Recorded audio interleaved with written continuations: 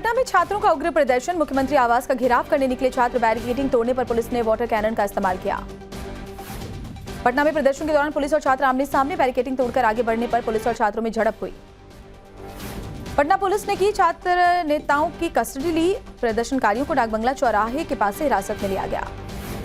पटना में छात्रों के प्रदर्शन के दौरान दिखा कुत्ता जनता पार्टी लिखा हुआ पोस्टर, बीपीएससी के अफसर के बयान को लेकर बनाया गया पोस्टर।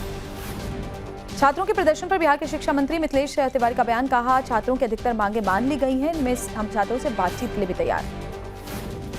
लखनऊ में यूपीएसएससी की अभ्यर्थियों ने डिप्टी सीएम ब्रजेश पाठक से की मुलाकात। ब्रजेश पाठक ने कहा युवाओं के साथ हैं हम। सरकारी स्कूलों में कमियों का सुप्रीम कोर्ट ने लिया संज्ञान, सीजेआई ने याचिकाकर्ता से कहा हम इसे लिस्ट कर सुनवाई करेंगे। राजस्थान हाईकोर्ट ने जेन अल्फा के मामले का संज्ञान लिया, पेपर लीक, शिक्षा, रोजगार को लेकर सरकार से एक्शन प्लान मांगा है। राजस्थान के स्कूलों की मरम्मत के लिए 12,500 करोड़ के आवंटन पर सीजेपी प्रवक्ता आशुतोष रांका का बयान, कहा ये हमारे आंदोलन की जीत है। 5 सितंबर को इंडिया गेट से दिल्ली पुलिस मुख्यालय पर सीजेपी का प्रदर्शन, सौरभ दास ने कहा हमें उम्मीद है दिल्ली पुलिस सहयोग करेगी। युवाओं के लिए सीएम योगी का बड़ा ऐलान, मुख्यमंत्री ने 6 महीने के अंदर 1 लाख सरकारी नौकरियां देने की घोषणा की। सीएम योगी ने कहा सपा सरकार में नौकरी के लिए वसूली होती थी, चाचा भतीजे की जोड़ी नियुक्तियों के नाम पर वसूली किया करती थी। इलाहाबाद हाईकोर्ट ने स्कूलों में हिजाब पहनने की नहीं दी इजाजत, का स्कूलों में निर्धारित यूनिफॉर्म का पालन जरूरी, हिजाब इस्लाम का अनिवार्य हिस्सा नहीं। यूपी के मंत्री संजय निषाद ने हिजाब पर हाईकोर्ट के आदेश का स्वागत किया, कहा सभी को समानता का अधिकार मिलना चाहिए। यूपी के मंत्री ओपी राजभर ने हिजाब पर हाईकोर्ट के फैसले का स्वागत किया, कहा अखिलेश यादव बताएं वो हिजाब के बारे में क्या सोचते हैं। सपा बसपा के साथ कुछ और दलों को छोड़कर कई लोग एसबीएसपी में हुए शामिल, यूपी के मंत्री और एसबीएसपी चीफ ओपी राजभर ने ज्वाइनिंग करवाई। अखिलेश यादव पर ओपी राजभर का निशाना, का विरासत में सत्ता मिल सकती है बुद्धि नहीं, पीडीए पर भी राजभर ने उठाए सवाल। सूत्रों से खबर, पंजाब में बीजेपी और अकाली दल में गठबंधन संभव, सूत्रों से खबर अंतिम चरण में अलायंस पर चर्चा, बड़े भाई की भूमिका में रह सकती है बीजेपी। केंद्रीय मंत्री नितिन गडकरी ने राजनीति से रिटायरमेंट के संकेत दिए, कहा अब पहले जितना काम नहीं कर सकता, नई पीढ़ी को जिम्मेदारी मिलनी चाहिए। राहुल गांधी और मल्लिकार्जुन खड़गे ने संयुक्त रूप से पीएम मोदी को पत्र लिखा, जातीय जनगणना के तौर तरीके पर सवाल खड़े किए। मनुस्मृति पर राहुल गांधी के बयान पर भड़के स्वामी अविमुक्तेश्वरानंद सरस्वती, का राहुल को हिंदू धर्म विरोधी मानसिकता का त्याग करना चाहिए। बीजेपी सांसद संबित पात्रा का बयान, का कांग्रेस ने यूपीआई का मजाक उड़ाया, 10 साल में यूपीआई से ट्रांजैक्शन 13,000 गुना बढ़ा है। हिमाचल प्रदेश विधानसभा के बाहर बीजेपी विधायकों का सुखू सरकार के खिलाफ प्रदर्शन, कांग्रेस विधायकों ने भी बीजेपी के खिलाफ मोर्चा खोला। सीतामढ़ी दौरे से लौटकर स्वास्थ्य मंत्री निशांत कुमार ने पिता नीतीश कुमार से मुलाकात की, कहा पिता के आशीर्वाद से आगे बढ़ने की प्रेरणा मिलती है।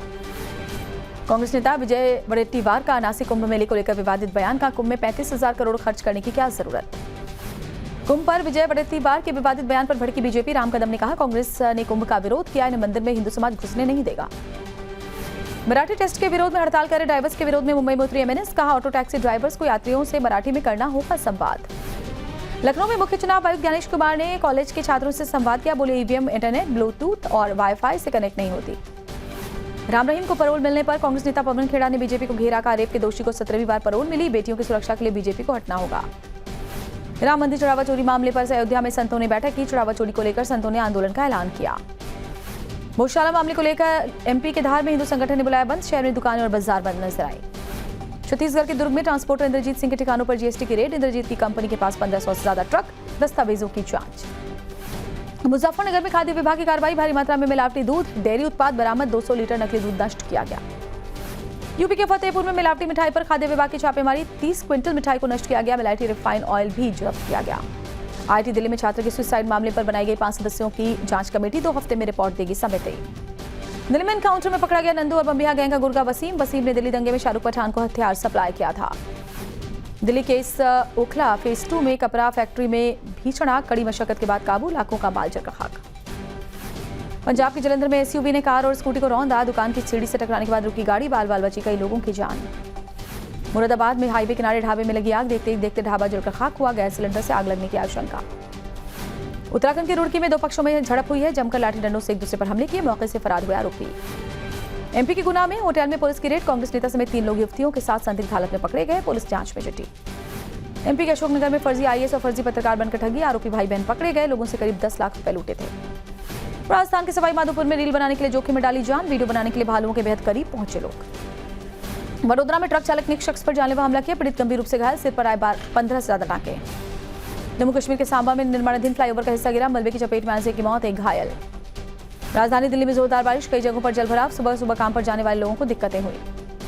गुरुग्राम में Dwarka express way link road पर हादसा, जलभराव के चलते सीमेंट से लदा कैंटर पलटा, बाल बाल बचा ड्राइवर। वाराणसी में पीएचयू का असर, सुंदरलाल अस्पताल चंद 15 घंटे में बारिश में जलमग्न, मरीजों को कंधे पर उठाकर लाए।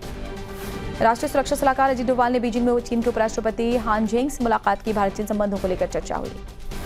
और मुंबई की महिलाओं ने कृति सेनन के रक्षाबंधन के ऐड को लेकर जताई नाराजगी, एक्ट्रेस ने माफी नहीं मांगी तो फिल्मों का बहिष्कार करेंगे।